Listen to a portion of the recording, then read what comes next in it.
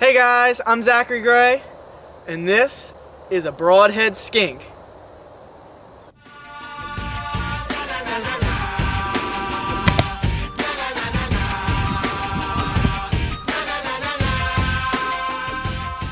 Got him. Whoa. Ah. He's trying to bite me. Oh. Nice. This is a broadhead skink. Wow. This is a very large species of lizard that lives here in Louisiana. He is huge. You can see he gave me a nice little chomp when I got him. He grabbed me by my thumb, and they have a seriously hard bite. Now you can see why they call it a broadhead skink. Come on, buddy. Is they have a super broad head.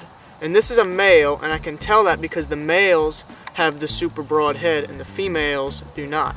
Now, something really amazing about broadhead skinks is that in the springtime, they get a bright red head. And it's used for attracting a mate, and both the females and the males do get it. And it is absolutely amazing to see. It's very vibrant and very colorful. One really cool thing, they have an insanely powerful bite, much harder than normal lizards. See that? If I just touch the side of his mouth, he opens up. That is awesome. Very hard bite.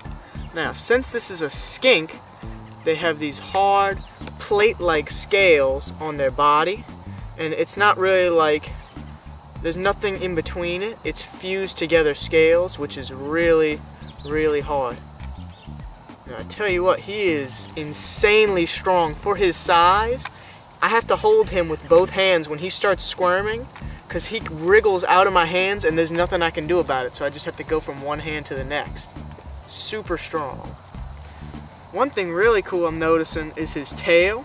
Right here, if you didn't know, tails on lizards, some lizards break their tails off to where if something like a snake were to grab his tail will release and he gets away and the snake gets the tail. But if I look at it from the bottom, come on buddy, I can tell right here there was a break in the tail at some point in his life. And it has grown back perfectly healthy, which is really awesome to see. Very cool.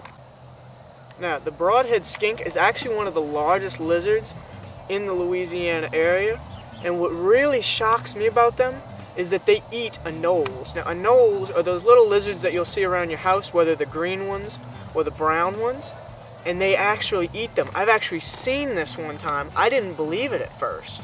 And it was really crazy to see. These will actually hunt and eat anoles. And they eat things just like another lizard. They eat, they eat crickets and they eat all kinds of little insects, and that makes up most of their diet. But they do eat anoles, which is really crazy. And this guy, he's so big, he could probably even eat a small snake if he got a hold of it. I mean, that's just how powerful they are when they get to this size. Now, full-grown broadhead skinks can be upwards of a foot long, so he's almost full-grown, but he's not there yet. They can get quite a little bit bigger than this. And you'll see, they actually have a brown coloration at this size in life, but when they're little, they look like something called a 5-line skink, where they have a blue tail and lines running down their back. And a way you can tell is that on a broadhead, the lines, as a baby, they stop right here, and their head is normally either just a brown or a red color. So if you find a baby skink, that's how you can tell. If the lines stop here, it's a broadhead. If the lines keep going, it's a 5-line. Even though this is a very large lizard, there's still things that can eat them. Lots of different birds. I've seen birds eat them before actually, but one thing that definitely eats them is racer snakes. Racer snakes love to eat skinks, and they have a lot of predators as a baby. Milk snakes and all kinds of different snakes eat them as a baby. So that's one of their main reasons that they don't always get this big. But once they do get this big, they have very few predators. But they still do have to be careful. And the one thing that really helps them avoid predators is their camouflage. As you can see, he's got the brown coloration for the ground. He matches the leaves like this. You can see he matches the leaves very well. And their speed. They're an arboreal species of skink, meaning that they will live oftentimes in trees.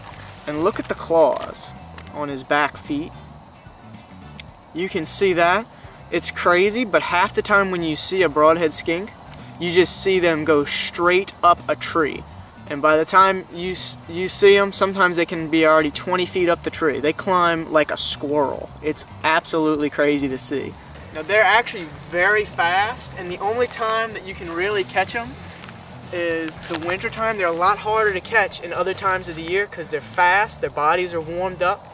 And right now, at this time of the year, it's getting cold. You can see I've got some clothes on to keep me warm, but these guys, they have to regulate their body through outside means. They're cold-blooded, meaning that they need to regulate by sitting on a tree with sunlight on it or staying away from the cold.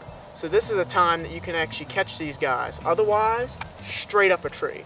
They are a completely arboreal species, normally during the summertime, and they catch animals and bugs up in the trees. It's crazy. One of my favorite lizards that lives in Louisiana. It's very cool.